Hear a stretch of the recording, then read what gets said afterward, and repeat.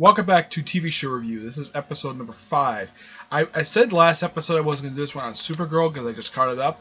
But I figured though I'm going to wait to that next episode because this week we had the 4th annual Arrowverse crossover, which is Crisis on Earth X. Yep. And when you see the thumbnail for this video, I'm using the Phil Jimenez promotional photo. I like this one better than the actual one they released because I'm a fan of Phil Jimenez. So, yeah. And plus, I love the thing. It's a homage to the 20th team up between the JLA and the JSA that happened back in the 80s. I think it was one of the last ones they did. Let me look it up here. It is 207. Yeah. Issue 207. It's a nod to that particular issue. Now, unlike last year's crossover, Supergirl, which is the first part of the story, actually plays a part. Now, excuse me, in the first part, the cast Supergirl is there, like Martian Manhunter, Windshot, Mon-El. They're only seen in episode 1, and they don't do much of anything. Nope. Oh yeah, and a Dominator shows up on Earth 38. That's what I identify it as. And it simply put like a montage of what he was up to, like what Iris is talking to Barry, like we have a problem, we don't have enough RBCPs for the caterer, and of course Felicity's kind of talking about the same thing. Felicity, and of course everybody's like are we going to the wedding? Are we going to the wedding? Yeah. So basically, from Arrow, we just had Oliver, Felicity, and that's it. Just those two characters come to the wedding. I'm surprised no one else did. I get maybe Mr. Terrific, Wild Dog, and the current Black Canary not known very well. But I'm a little surprised that John Diggle didn't come to the wedding. Yeah, he doesn't show up to like the very last part, which is kind of dumb because he was heavily part of last year's crossover, and yet this year, nope.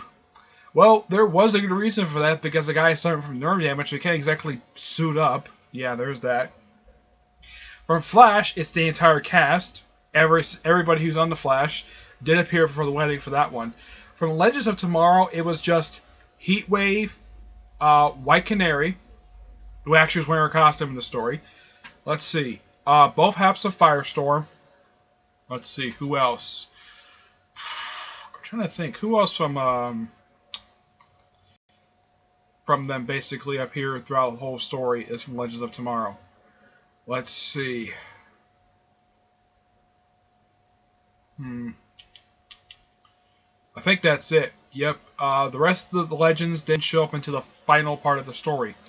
And there's a funny little thing before the wedding. All the ladies, like you have Iris, Cecile, Caitlin, Kira, and let's see who else. Oh, Felicity. Yeah, they're all getting their nails done, get their hair done as well, drinking some champagne. Nice little scene. And there's also a scene of Oliver and Barry try on suits. And this is quite funny. Oliver's got a better suit than Barry does. I thought that was so hilarious. Yeah. And of course, when Legends, we first see them, they're actually fighting the Sheriff of Nottingham. I'm not kidding. They're basically they're in 1183, so this is like right after the Third Crusade. So yeah, they're in the time of Robin Hood. So they threw that in there. So I mean, first is King Arthur, now it's Robin Hood. Okay, fine. So they all go there. They have a rehearsal dinner. Of course, Felicity sort of outbursts. She doesn't want to get married. Of course, Sarah and of course Kira brings her adopted sister Alex with her because originally she was planning to bring Mon-El as a +1, but since Mon-El is married now, she brought her sister, which Iris had no problem with that at all because I don't think anybody got a chance to meet her sister during the last crossover. I'm sure that Barry knew her, so at least there's that. And there's this funny little thing goes. Everybody predicted this, and from the trailers, yeah, basically Sarah met Alex. They had drinks, and then they had a one-night stand. Yep, they had a one-night stand. And, of course, the next day, basically, here's Alex just waking up in the same bed as Sarah, and she nearly falls off the bed, hurting her rear end.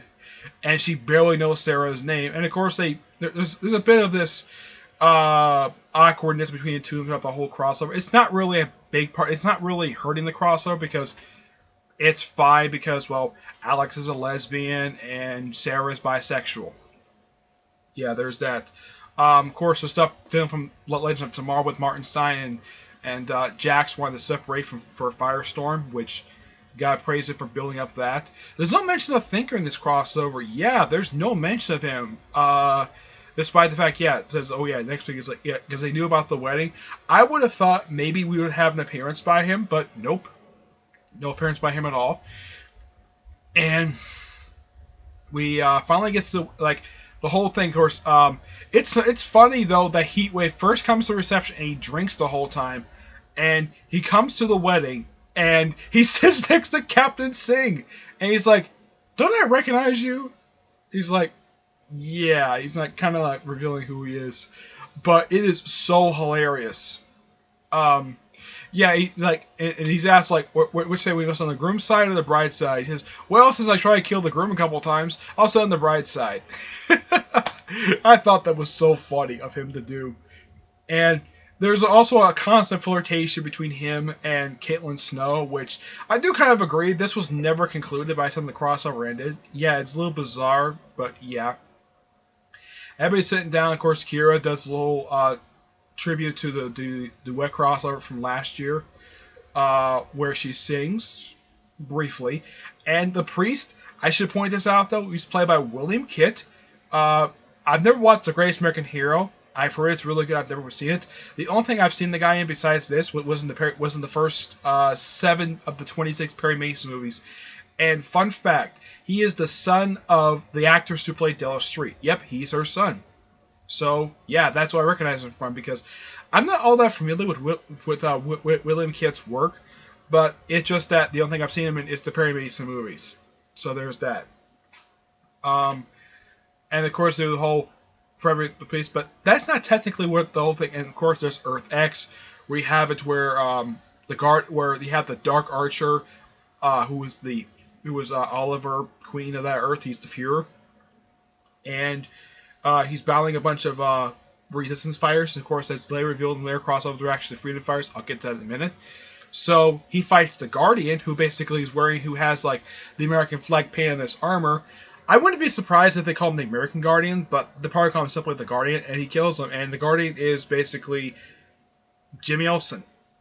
So when we look at this particular Earth, it's a combination of, it's basically characters from basically Earth 38 and Earth 1 combined to this one Earth. So there's that. Jimmy Olsen gets killed, and this is something I don't get. He dies at the very beginning of the crossover, and his death is never referenced by anybody. Heck, not even by Earth X people, which is stupid. Yeah, I would have thought maybe he was probably one of the characters' best friend. Not lover, but best friend. I'll get to the whole lover thing in a minute, basically, with one of the characters. But yeah, he is never brought up. It's like he's just a throwaway character at the beginning. It's nice the fact we have an Earth X version of Jimmy Olsen. It's great. No mention if he worked for Catco Daily Planet. Yeah, there's nothing really much known about the Earth X version of Jimmy Olsen. He's like one of those characters from Earth X. We never really delved into him that much. Matter of fact, a lot of the characters from Earth X, we never got to delve into them that much of the whole crossover. Yep. And of course, we already knew this beforehand that Overgirl and Dark Archer, Dark Arrow, that's what they call him. That he's never going to be codenamed the whole crossover, but Supergirl's Nazi counterpart's Overgirl, and they're a couple. They're officially married, and they basically break up the wedding. Of course, and everyone says the Indiana Jones line. Oliver says Nazis, and Felicity says, "I hate these guys." Of course, because Felicity is actually one of 2 characters in the whole Arrowverse who's actually Jewish. Though it's kind of implied maybe Lily Stein's daughter is Jewish as well, probably his wife and probably his grandson as well. So they storm the wedding, and it becomes an all-out brawl between the Team Arrow, the Legends, the staff of Star Labs, and then they all just have a big brawl. Of course, Supergirl, still wearing a dress, fights Overgirl in the sky. Matter of fact, she fights her several times the whole crossover. And of course, Oliver gets breached by Cisco up into the fight the Dark Archer. And of course, Overgirl was somewhat defeated by.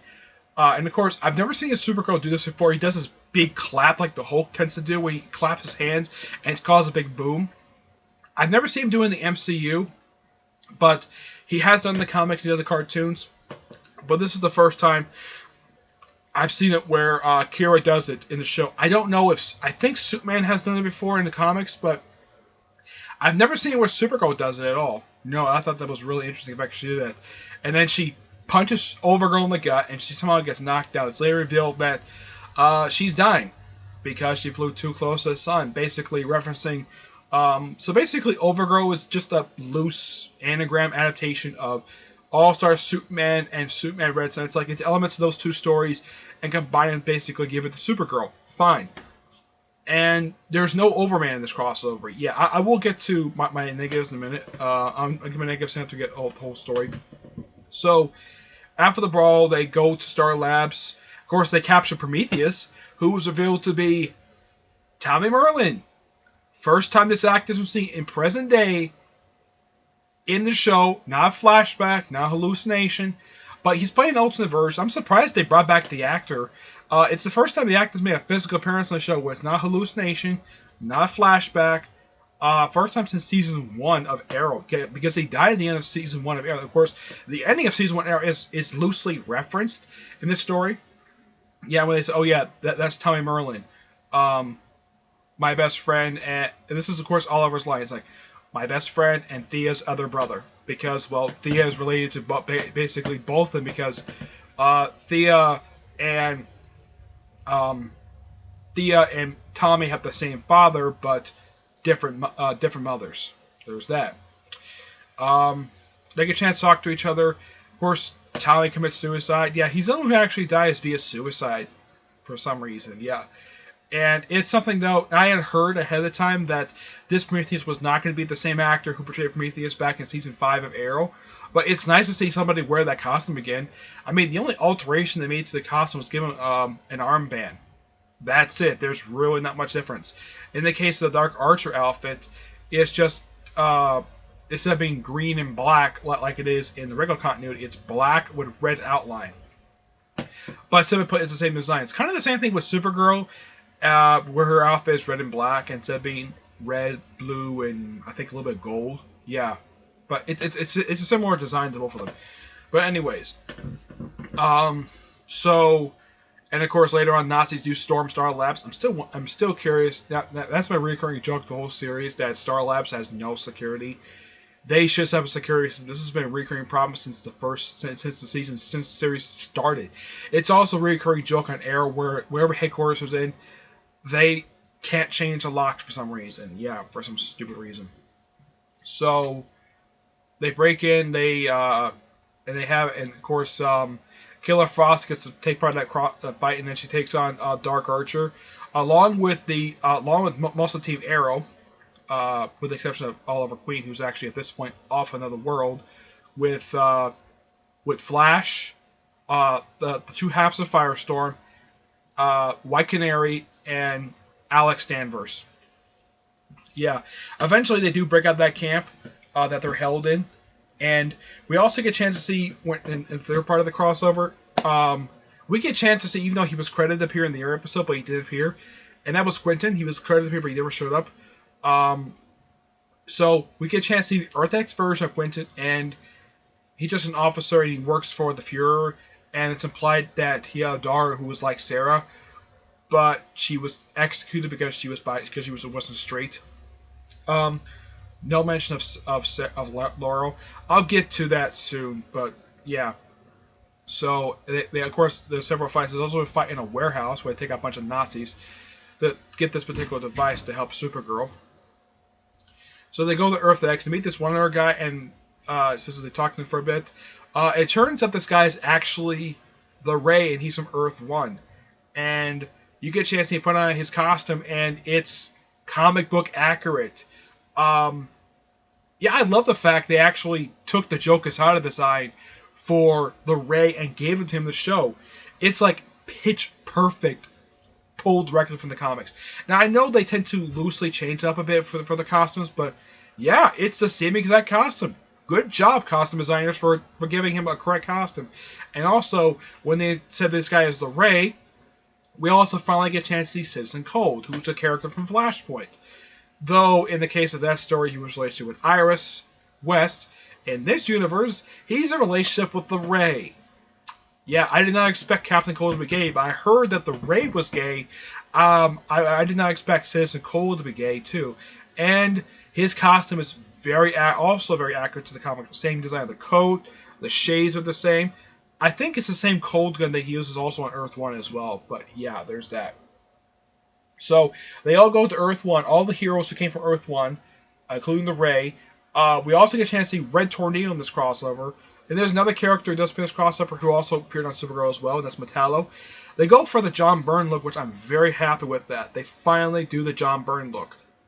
First time ever we have Metallo in live action, and they go for the John Byrne look, the whole robot version with the kryptonite stick on the chest. I am so happy with that, because a lot of people have waited for years for DC to do this in live action, to give the robot the full face, to get the Terminator look that John Byrne gave the character back in the late 80s.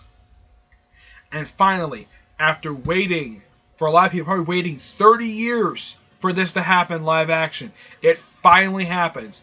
And also, we get another version of the Red Tornado. And thank frickin' God it looks a lot better than the last time people seen him, because he looked awful last time we seen him, because he was a cloth thing.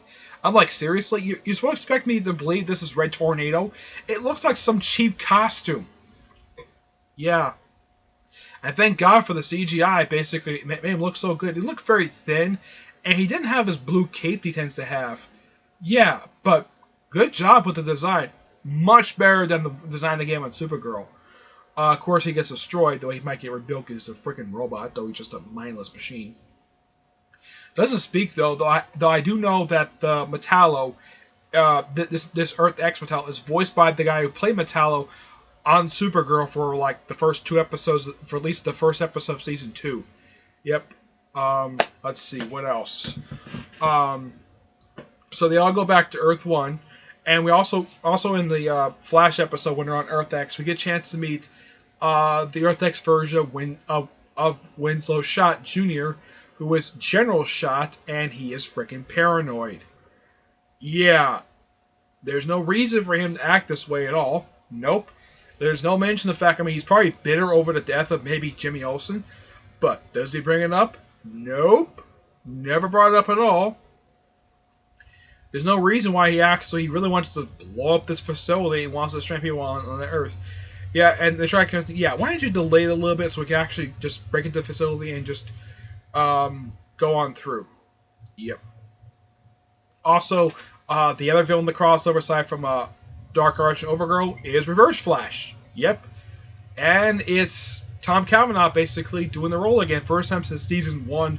Actually, scratch that. He did do it again in season 2 of Flash, but this is the first time present that he's actually done it since season 1 of Flash, which I have heard Tom Cavanaugh loves playing Reverse Flash, so it's great to see it. Though it's a little odd, he gave him the whole gas mask thing like everybody else does, but because it's World War II S, they probably did that for them. Yeah. So he pops up, and Tom Cavanaugh does a great job in the crossover. So they all go back to Earth 1, and they have that big final battle brawl where they throw in everybody to the whole crossover. There's also one point where they try to do an operation on Supergirl to take her heart out and put it in Overgirl. The first time they stop it is by taking the power out, and the power comes back on. Then we try it again, and then he's stopped, not by the power going out, but by the Atom. Yep, Reverse Flash is stopped by the Atom. But at least he's familiar with the Atom. At least the Atom's familiar with Reverse Flash, so is that. Yeah. So then we have of course, everybody gets broken out from their cells that were taken. Basically, it was just Mick. It was Heatwave, Killer Frost, Wild Dog, Mr. Terrific, Black Canary, I think that was, yeah, just these 5 heroes, and Supergirl, who's later recovered. And they go to this bridge area, and of course, they bring in and they keep mentioning a weapon, and this weapon is the Earth X version of the Wave Rider. Yeah, and their AI is voiced by Susanna Thompson, who previously played Moira Queen. Yep, it's nice. It's nice to hear her voice again. This is the second time she's come back to the show. She came back last year in the 100th episode of Arrow, so it's great to see her. Great to hear her voice again. So there's also one point when they're on Earth X. I gotta bring this before the final part of the crossover, where you have it's where Sarah, who usually uses her baton or using a sword or a knife, she actually uses a machine gun and mows down a bunch of Nazis. Yeah, she uses a machine gun. And of course, Alex Danvers also used one as well. And also just before they leave Earth X, Martin Stein gets wounded, and the only way for him to get back to the Wave Rider to heal him up is to become Firestorm, because they briefly had to separate in order to activate the generator. So they, and of course he later dies, like right after, he's on the Wave Rider and he later dies. It's unknown if he can become Firestorm because they took the thing so he doesn't have to be connected to him anymore. Yeah. So, so they had the big final brawl. Well, before they get to the final brawl, they have to take down the, they have to stop the whole, of course the Nazis basically are marching through Central City, and they're just mowing people down left and right. And then the heroes show up and tear them all to pieces. Yep. And of course you also have it where Killer Frost, who does her ice slide thing, along with Vixen and Isis, who goes straight up to the Nazi Wave Rider, which is of course after Overgirl is forced to come out via Christopher Reeves, having Supergirl just do basic arms cross, just like, General, can you come outside, please? Yeah, and of course they fight, and of course Overgirl, of course they had to stop the fight because she's about to die, so Supergirl takes up the atmosphere, she explodes, comes back down, and caught by Steel. Yep, there's that. And he says, the girl of Steel caught by the Man of Steel. Even though that, that's just a nod to Superman, even though that his name is just Steel in the series, but I think he just calls himself Citizen Steel. Yep. So we have, and of course, how does Killer Frost, Killer Frost, Isis, and Vixen get off the ship? Vibe, who was at the start of the crossover, knocked out, and of course he's freed. And of course they breach him out of there. It takes a little while, but they breach him out of there. Cisco also could briefly get a chance to fly the Wave Rider. Already took care of them. Anyways, yeah, so it's neat the fact I got a chance to fly the Wave Rider. Of course, Iris and Felicity are on the Wave Rider as well, which I think is great.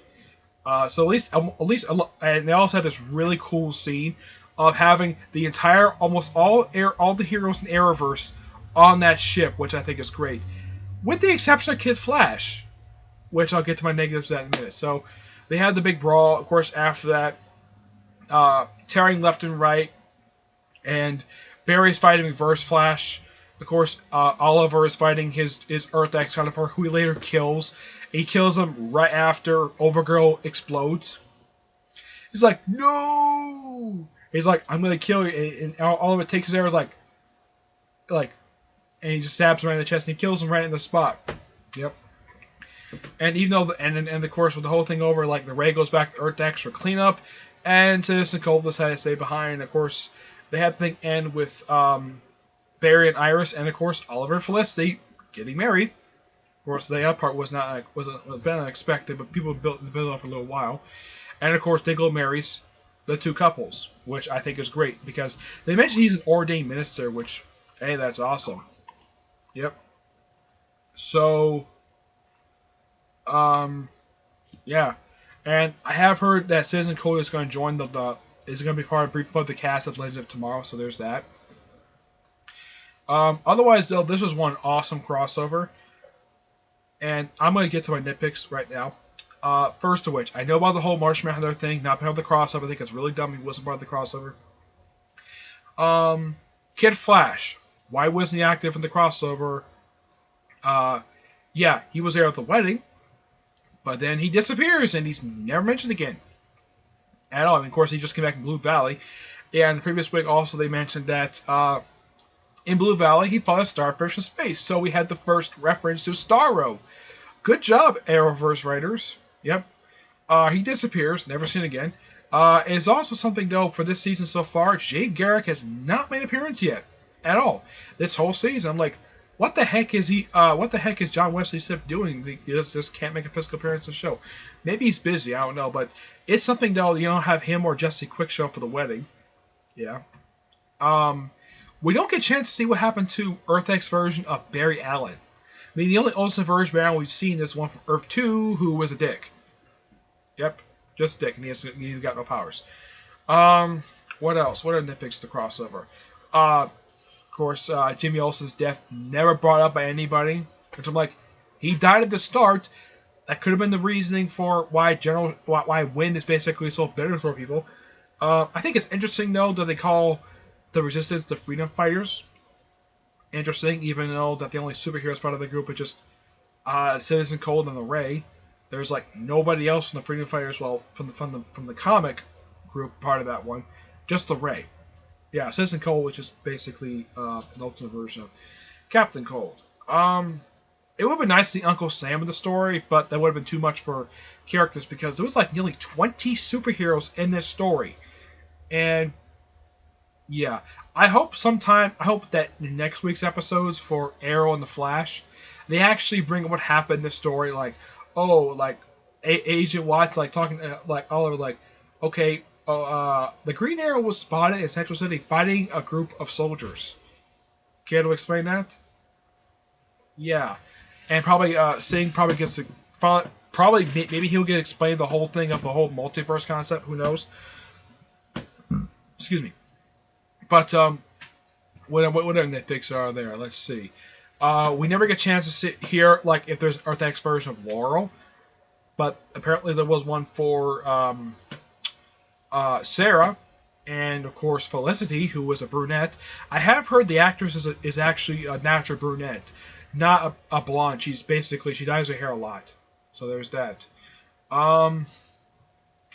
It's also something though that the only Earth X version of characters we get to see or get referenced is just Wynn, Jimmy, Oliver, Green Arrow, Supergirl. Who else? There's a Prometheus one, with Tommy. Quentin. There's reference to Sarah, Felicity's there. But we don't get a chance to see anybody else. There's like no Earth X version, not like Barry, Thea. Yeah, Thea is also surprisingly absent from the story. I forgot to mention, yeah, she's absent. Which is odd though, because the character just woke up from a coma. She's been since the start of this particular season, last week. Yeah, it's something that we don't get a chance to know what happens to what's with the other Earth X characters. They do reference what happened to Alex Danvers on Earth X. Apparently, she was executed for trying to kill Overgirl. Yeah, there's that. And of course, Sarah basically sympathizing with Alex over the whole thing of trying not to lose her sister, which I think is great. The fact they do that. Of course, in the end, it's like they end like, okay, you're going to Earth, I'm going to her time. Yeah, there's that. So, overall, this was an awesome story. If you haven't watched the crossover yet, watch it. It's probably all available on CW.com. And basically, the parts are: part 1 is Supergirl, part 2 is Arrow, part 2 is Flash, and part 4 is Legends of Tomorrow. Though this is something common with last year's crossover, where part 1 was Supergirl and part 4 was Legends of Tomorrow, which is that Arrow and Flash are reversed than they were last year. Though Supergirl plays a little more part, it's not like a prelude like it was last year. It's an actual part to the story, which I think is great. Who knows what next year's crossover is going to be, but I know next year's going to be the 5th crossover, which is going to be something. And Though next year's crossover is probably also going to deal with the 100th episode of The Flash, because that also is going to be celebrated next year as well. But who knows? But it is better than last year's crossover, give it that. Because for one thing, Team Arrow is involved more in just one episode, and we're not taking a break to celebrate a show's 100th episode like last year, which, okay, that's fine. My only nitpick is the fact that, like last year, Steel and Vixen are just in the Legend of Tomorrow part, which I think is kind of dumb. The Atom, unlike last year, who was actually part of 3 of the 4 parts, this year he's just in 1 part, which is odd. Yeah. But it's also sad to see Martin Stein, the character, die, which I kind of heard he was leaving the show anyways because the actor was going to do Broadway stuff. Yeah, though we might get a chance to see a future version of Ronnie Stein, where he may become the other half of Firestorm. So there's that. They also mentioned this other crossover. This is the first wedding that Caitlyn's been to since her own. Yeah, and of course Martin Stein was one presided over the wedding. Yep. Otherwise, though, great crossover. Good job. Good job, Andrew Kreisberg, who just got fired from the. He did a good job with the story, but I don't sympathize what he was fired for. Guggenheim did a great job with the crossover as well, which he's still sticking around, and I think he's the only showrunner of Arrow right now. And despite him also doing Arrow, he's also writing the X-Men Gold comic, which I've had mixed feelings. If you want to hear about my thoughts on the X-Men Gold comic, well, the first trade of it, check out my Comic Corner channel. Yep, so that's it for this TV show review. Stay tuned whenever I get a chance to episode 6. That one will definitely be on Supergirl. Okay? But I kind of figured out why not do it on this particular story, because it just happened. Okay, so I figured I'll just do this one and just move on. Okay? I'm going to see you on my next episode. Bye.